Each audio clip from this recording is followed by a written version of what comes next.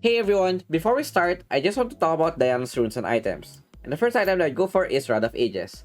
As a scaling AP bruiser, this item is perfect for her because it provides her with additional HP, AP, mana, as well as scaling power which she could use later on in the game. Second item that I'd go for is Rabadon's Death Cap. This would allow Diana to be able to burst squishy targets as well as become more tanky with the use of the second skill. Third item I'd go for is Steel-Plated Stasis. You could go for the Mercury Threads if they have a lot of crowd control, but this should be your go-to item. After this is a flex, depends on what you need. If you need a bit more durability, Crystalline Reflector is perfect for you as it provides you with more tankiness and AP, allowing you to deal damage and be tanky at the same time. After this, you could go for the Void Staff if they have a lot of magic resist, or you could even go for the Infinity Orb for the additional damage when they're low HP. Another alternative item is the Amorath Twin Guard. This is very good to Diana because as a bruiser, she would need the additional resistances that this item gives. Going to the runes, the first rune that I would go for is Conqueror. As a bruiser, this is perfect for her, providing her with more AP as well as lifesteal when it's fully stacked. Then the second rune that I would go for is Hunter Vampirism. Since we would need more sustainability, this is perfect for her because she would not only be tanky with her second skill, she would also get additional HP back when you are able to burst targets down. Then the third rune I would go for is Hunter Titan, providing her with more HP as well as tenacity, so that stuns and slows wouldn't last that long. If they don't have much CC, another rune that you could go for is the Ultimate Shield, because once you go in, you use your ultimate, this would give you more durability against targets that could possibly burst you down. Then the last rune that I would go for is Pathfinder. This provides her with more roaming potential as well as HP when out of combat. An alternative for this would be Hunter Genius, so that you would be able to spam your skills more, but it depends on your playstyle on which rune that you would want to go for. But I would prefer for Pathfinder since this would give us more mobility to go around the map. So that is it for Diana's runes and items, and I will see you guys in game.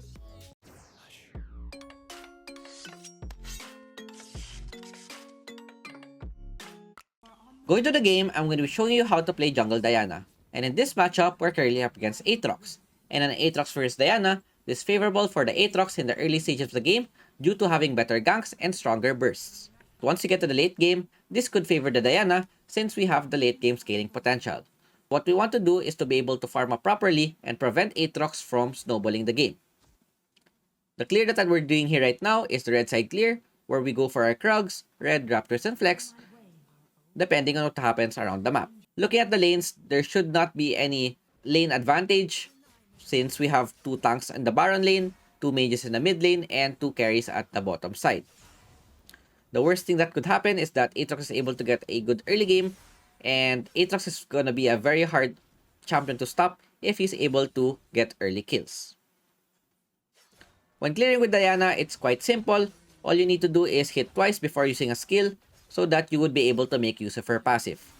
Diana's clear overall is pretty average, and it only gets faster once we're able to get items. So we have to chill a bit when clearing the camps because of the fact that it's not going to be as fast as the other meta junglers. After clearing the Raptors, I look around the map on where I could go. I could go for a full clear or I could go for a gank in the mid lane. Seeing that the Ziggs just flashed, I use my own flash, third skill, use some auto attacks. Ziggs is able to escape with the satchel, but I still have the second stack of my third skill, and we're able to get a first blood, which is very important so that we would be able to scale properly. Aatrox shows off mid, and since I know that I would not be able to fight him yet, I immediately go bot side and take the Scuttle Crab there. I would also be able to go for a potential gank bot if their Garen plays a bit greedy. Another thing that I could do here is to steal their blue, just in case Aatrox goes for the invade, but looking at his positioning, he tries to go for a top gank, and this gives us time to recall and be able to protect our top lane just in case a dive happens. Once Aatrox goes back, I go back to my top side, clear my camps. My blue should still be up if I'm not mistaken, but just in case, even if it's taken, it's okay for me since we're able to get a kill early on. Once I'm able to get level 5, my ganks will be stronger as well because of the fact that I'll have an additional crowd control as well as more dashes if I hit my ultimate. Because if I go for my first skill, third skill, ultimate, then I would have another stack of my third skill. I could use it up to 3 times in a team fight. But since we're going to be focusing more on scaling, we just want to clear our camps before going back to base or before looking for a gank. Seeing that all of my camps are cleared, I try to go for a mid gank, and knowing that he has no more flash from earlier, if I'm able to hit my first kill, I am very confident that we would be able to get another kill. But but their Ziggs plays quite safe, so I just go for an invade. I assume that Aatrox is now at the bottom side since he just finished farming his top side. And looking at the mid lane, there's another gank that's happening. Aatrox is able to get a kill onto the Vex, but I'm right behind them, so I might be able to catch their Ziggs if he's placed out of position. I see that he popped the Scrying Bloom at the top side. I ward just in case. Thought he would go for a satchel, but he just walked back. Seeing that Garen is overextended, this gives me another chance to gank another lane, hitting them with my first skill, third skill, and then following up with my ultimate, we get another kill onto the Garen. This opens up the lane. It's Alistar Baron is quite exotic and interesting to see, but what's important is that we have a front line which would allow me to deal damage safely. Seeing that their Aatrox is at the top side, I just go get some plates and go home, get my Rod of Ages, which gives us a very, very good start. The earlier we're able to get this item, the faster we're able to scale it up. After going back, we get the Roa plus boots and go back to our bot side of the jungle because the camps have just spawned. Starting on the red buff, when clearing the camps, once you have all of your skills, look what I'm doing here. I always hit it twice before using a skill so that I would be able to maximize my passive. 30 seconds before the objective, I look to see where I could go for a start. Looking at the lanes, I see that their Baron lane is overextended, so I go there so that not only would I be able to get a kill, I would also get a free objective. Alistar goes in for the push, and this would open Garen up for another gank. First skill, third skill to gap close, second skill for more damage, ultimate to pull the Garen back and end him with the third plus smite combo. We get an easy kill, and with the objective spawning, I see that their Aatrox is in position to immediately start the dragon, so I go for the Rift Herald instead. Looking at my teammates' positioning, they're not in position to help me, so I immediately ping them to help me zone the Ziggs because Ziggs might be able to solo kill me if no one helps me out. Vex goes in for the zone, so this opens the Herald up for me to take, and with the Rift Herald taken, this would allow me to be able to get the first tower bot side. I immediately use it so that I would be able to cash in the gold and be able to scale a lot faster. Going for the base, the next item that I would probably get is Oblivion Orb because looking at their lineup, they have a lot of healing with Aatrox passive, plus Sona, and possibly Jinx Lifesteal. This is another great item to get, alternative item to get. Vex got a great kill mid, and I clear the top side since all of my top side camps are up, and look for a potential gank there as well. Aatrox goes in, plays a bit greedy, flashes out. I try to chase him with my third skill plus ultimate, but Aatrox has a dash, so I just want to poke them a bit, and it's worth it since we traded a flash for ultimate. Looking at the bot side, Garen is trying to get the tower, but Alistar is there to defend, and the positioning of my team is quite good. Isa is getting a free push, so all I have to do is just farm my camps and possibly help top just in case they get ganked. Ziggs is trying to push mid, so instead of clearing the Gromp, I go there instead, prevent him from getting a free tower, use my first skill plus third skill, second skill to get the kill, and we also get a tower overall. Their Aatrox responds by going for a gank bot. Sona's wide open, use my third skill to go in. I have another stack of my third skill, but it doesn't reach the Sona, so I have to go back and just steal Aatrox's camp so that he would not be able to get anything when he gets back. Our Alistar dies, but it's okay because we're able to burn a lot of their spells and get a lot of their first tier towers. Ziggs goes in for the ultimate. I know that they're still quite far. I just want to clear Aatrox Krug so that he would have less farm. Lulu decides to play a bit greedy and frontline, and with Aatrox chasing me down, I might get caught because of the Ghost Blade, but with Lulu's slow, we're able to get out safely.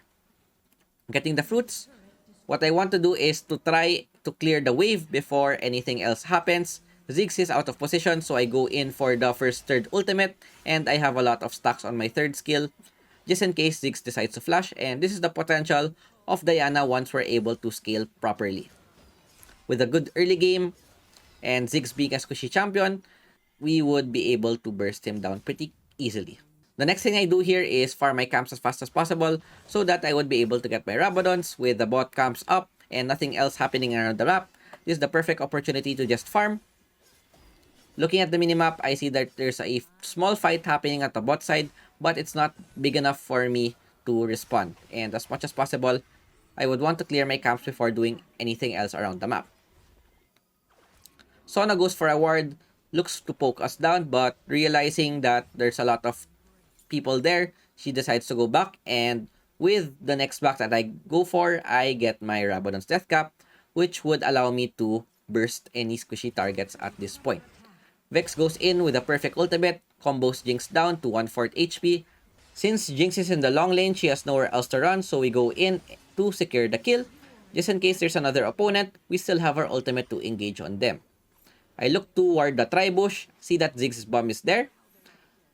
Try to look for the engage, but as soon as I see there are 3 people there, I choose to back out and get the blue buff instead.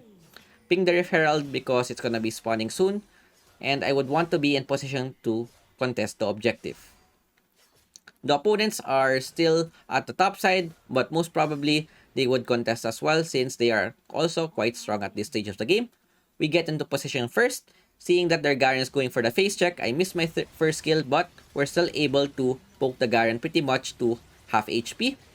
Aatrox used his smite, I think, so I go and start the Rift Herald, looking for a turn because they're in position to fight as well. Alistar does a great job with all of the knockup, but I missed my third skill. I don't know why it went to the Herald.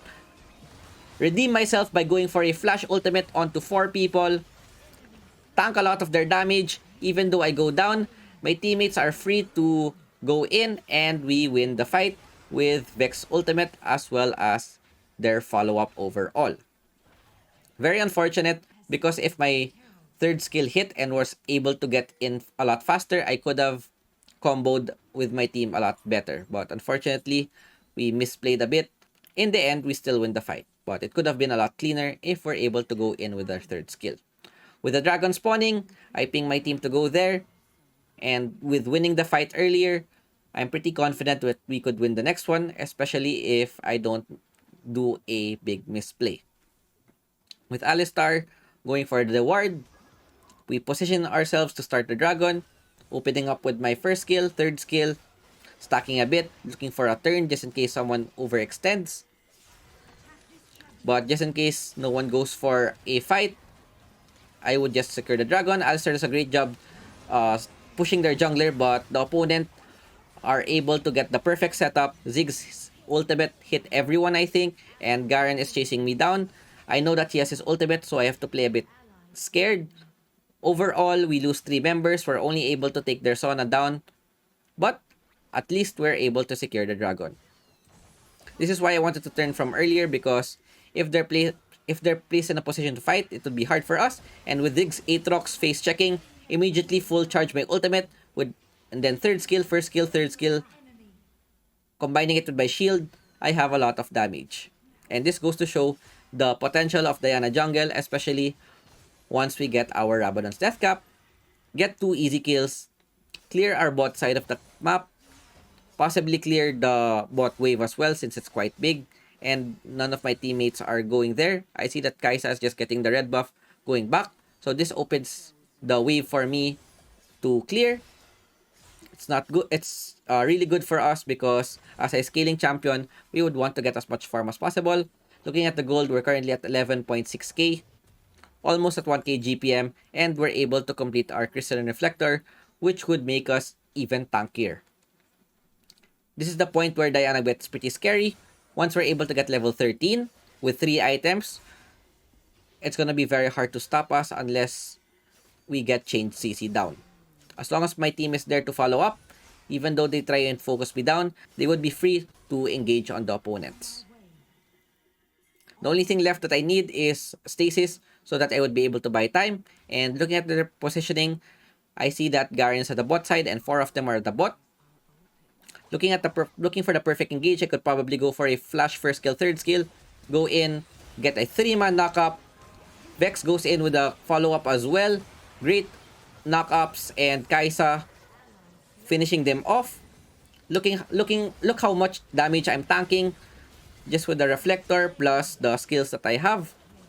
Pretty clean clash. Even though we didn't get any kills, we did a great engage and were able to secure a free Baron. All of their members are down. I think it was a 1-4-5 exchange, but we're able to get Baron. Take note, I don't even have my stasis here yet. If I have my stasis, because I would be able to go in, combo them down, use my stasis, and after my stasis goes off cooldown, I would have my second skill to absorb even more damage. Combining it with the Vampirism plus Conquer, I would also have a lot of life steal. And with this Baron, this would allow us to possibly open up their base as long as no one else throws. I usually would want to go on the side lane because Diana's pretty strong and no one would be able to 1v1 me at this stage. Alistar is there just to protect me a bit. Look for a possible gank mid side because our duo bot might get caught out of position. Seeing that their Aatrox forced to use his ultimate to run away, Alistar is in position to try to get a combo off, but the opponents immediately run away. Pushes the Garen. Their second tier tower is getting hit by the cannon minion. My first skill hits a Sona, immediately go for engage, burst him down. Even though the opponent is using a Garen, he is not that tanky at this stage of the game. I could have gotten for more, but I was out of range and I wouldn't want to throw any of our lead. We could just go at the front because it's 5v3, and even though Ziggs has strong wave clear, we would be able to end the game because of our Baron buff. If we didn't have Baron, this would be a lot harder to end. Making use of our Baron buff, we go in for the second tier tower bot, possibly go for another inhibitor. I could buff the mid lane so that it would apply pressure to them as well. The thing that I'm doing right now is trying to look for the Ziggs because he is their main wave clear. Jinx puts a trap right on front. And once it's gone, I buff the creeps. Aatrox goes in for another engage. I look to go for a perfect engage on the opponents. Garen goes in, get another 5-man ultimate onto their team. I have stasis now to buy time. Garen is trying to go in for the ult, but my team is there for the follow-up. Vex gets a double kill, and this would open up their mid lane. Since their Ziggs is the only one up, I have to play a bit safe because Ziggs' damage is quite high. We might not be able to end it yet unless we're able to get the Ziggs. Use my first skill, doesn't hit, so we choose to go back instead. Overall, another huge engage from us, and show you guys how strong Diana is. Ziggs is quite greedy, goes in to contest the blue buff. Even though he's able to flash out, I have my third skill to chase him down, and we got another kill. Vex and Lulu goes for the dragon. They're able to secure it for themselves. I go in just in case their jungler might come or any AoE ability to secure. But seeing that they're able to get the dragon, this should be good for us. So I go in to secure my blue buff. Looking at my gold, I already have 4,000, which is more than enough for me to possibly buy all of my items, get my void stuff. Morello is now up. And the reason why I went for this item is to just provide them with anti-healing to remove all of their potential healing.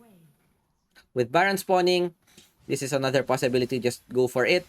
Or possible to bait the opponents into face checking the Baron.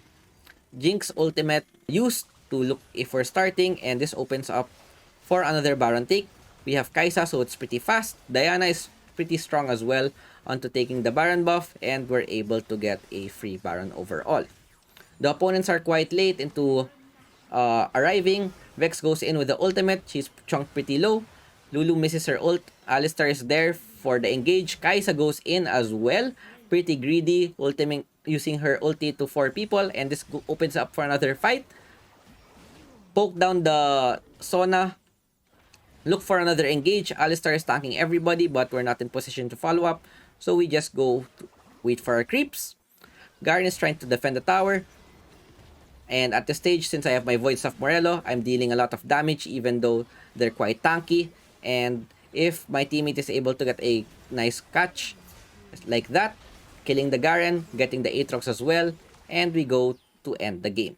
This goes to show the potential of Jungle Diana and how she is most effective or best used during team fights.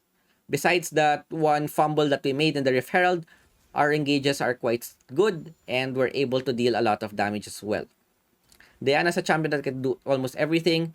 14-1, most damage dealt, almost most damage taken as well. And this goes to show the potential of Jungle Diana. She's able to deal damage, be tanky, and engage as well. So hope you guys enjoyed our Diana tutorial, and I will see you guys next time. Peace out. Ciao, ciao. I'm finally facing it all, fearless.